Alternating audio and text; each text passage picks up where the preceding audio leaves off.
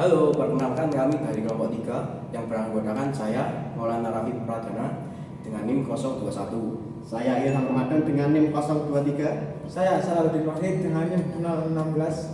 Saya Vita Aulia Kusma Putri dengan NIM 003.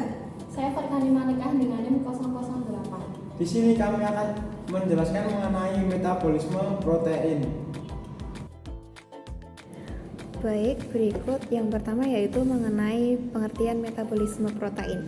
Metabolisme protein merupakan proses kimia dan fisik yang mencangkup pada perubahan anabolisme protein menjadi asam amino dan penguraian katabolisme asam amino pada protein. Asam amino yang telah tersebar melewati darah dan masuk dalam jaringan tubuh maka akan disintesis kembali menjadi protein. Yang berikutnya yaitu struktur protein. Struktur protein dapat dibagi menjadi 4, yaitu yang pertama struktur primer, yang kedua struktur sekunder, yang ketiga struktur tersier, dan yang keempat struktur kuaterner. Yang pertama struktur primer. Struktur primer yaitu urutan asam amino yang dikodekan secara genetik. Asam amino terhubung melalui ikatan peptida. Yang kedua struktur sekunder. Struktur sekunder terbentuk dari ikatan hidrogen antara gugus amina dengan atom hidrogen pada rantai samping asam amino. Struktur ini membentuk lipatan-lipatan seperti helix, alfa, dan lembaran beta. Yang ketiga, struktur tersier. Struktur tersier ini merupakan struktur 3 dimensi protein yang terbentuk dari pelipatan rantai polipeptida. Struktur ini distabilkan oleh interaksi non-kovalen seperti ikatan hidrogen, ikatan silang disulfida, jembatan garam, dan interaksi hidrofobik. Yang keempat, struktur kuaterner. Struktur kuaterner ini terdiri dari beberapa rantai polipeptida yang bergabung untuk membentuk protein fungsional. Struktur ini distabilkan oleh interaksi non-kovalen dan ikatan disulfida antara rantai yang berbeda. Ya, jadi di sini ada sketsa atau gambaran umum mengenai metabolisme protein. Jadi protein yang dimakan akan mengalami proses pencernaan hingga akhirnya berbentuk asam amino dan diserap di usus. Asam amino akan dibawa ke peredaran darah menuju ke hati untuk mengalami proses metabolisme yaitu katabolisme asam amino yang terjadi melalui 2 tahap, yaitu yang pertama transaminasi dan yang kedua yaitu deaminasi yang akan menghasilkan produk berupa amonia dan kerangka karbon. Jika masih dibutuhkan, amonia akan digunakan untuk pembuatan asam amino yang baru yang terjadi di siklus urea. Sementara kerangka karbon yang diperoleh akan masuk ke siklus asam sitrat digunakan untuk menjadi energi. Oh iya, amonia nanti akan dikeluarkan bersamaan dengan urin. Untuk pembahasan metabolisme protein lebih detailnya akan berada di slide selanjutnya. Oke, melanjutkan yang tadi. Jadi proses katalis protein menjadi amino terjadi pada saluran pencernaan di dalam tubuh.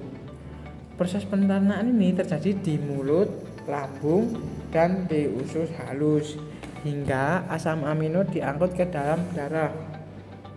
Di dalam mulut terjadi pencernaan protein secara mekanik dan enzimatis oleh enzim saliva menjadi polipeptida protein.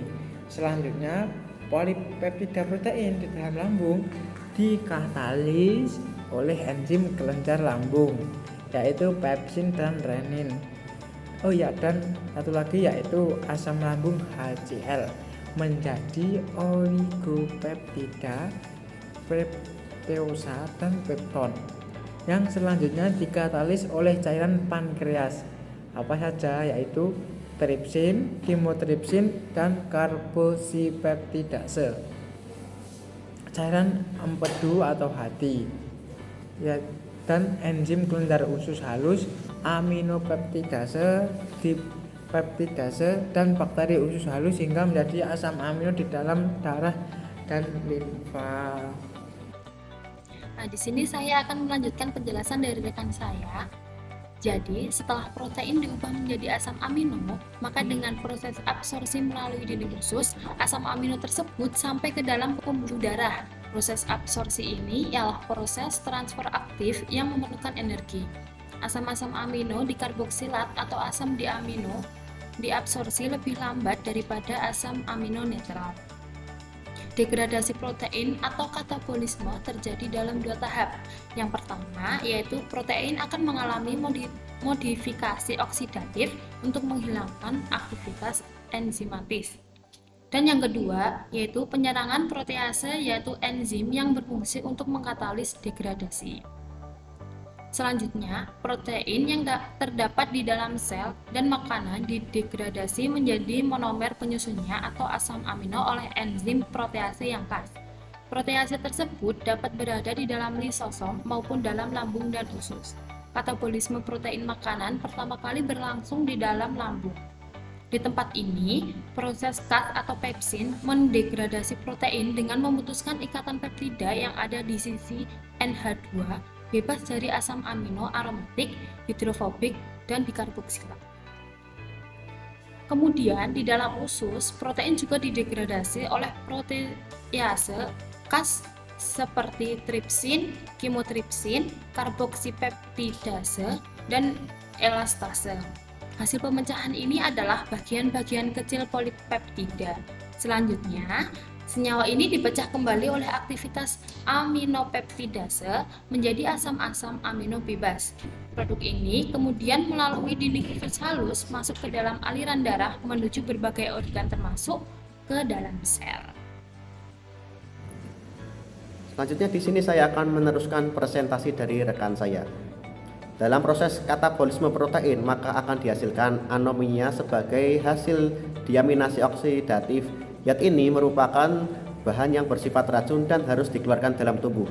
Maka pada makhluk hidup sebagian besar dikeluarkan melalui dua jalur pada tubuhnya, yaitu yang pertama anomia dengan asam glutamat dalam hati. Untuk membentuk glutamin membutuhkan ATP ditransfer ke ginjal dan kemudian dipisahkan kembali menjadi glutamat dan amonia, dan akhirnya diekskresikan ke urin sebagai garam amonimat.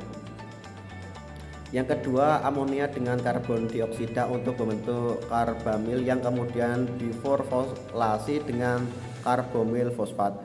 Sebuah reaksi yang membutuhkan 2 ATP. Karbomil fosfat kemudian masuk ke dalam siklus ortin urea. Yang selanjutnya, metabolisme pada asam amino. Asam amino yang dibuat dalam hati maupun yang dihasilkan oleh proses katabolisme protein dalam hati dibawa oleh darah ke dalam jaringan untuk digunakan.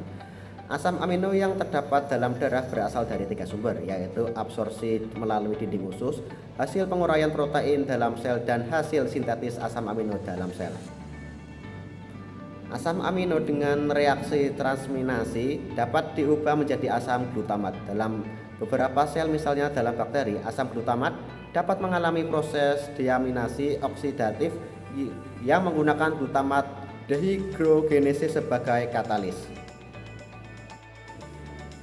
Kemudian tahap awal pembentukan metabolisme asam amino melibatkan pelepasan gugus amino, kemudian baru perubahan kerangka karbon pada molekul asam amino. Dua proses utama pelepasan gugus asam amino yaitu 1. Transaminasi dan kedua deaminasi. Kemudian 1. Transaminasi, proses katabolisme asam amino yang melibatkan pemindahan gugus amino dari satu asam amino kepada asam amino lain. Dalam reaksi transminasi ini, gugus amino dari suatu asam amino dipindahkan kepada salah satu dari 3 senyawa keto, yaitu asam pirufat, AS ketoglutarate atau oksaloasetat, sehingga senyawa keto ini diubah menjadi asam amino, sedangkan asam amino semula diubah menjadi asam keto.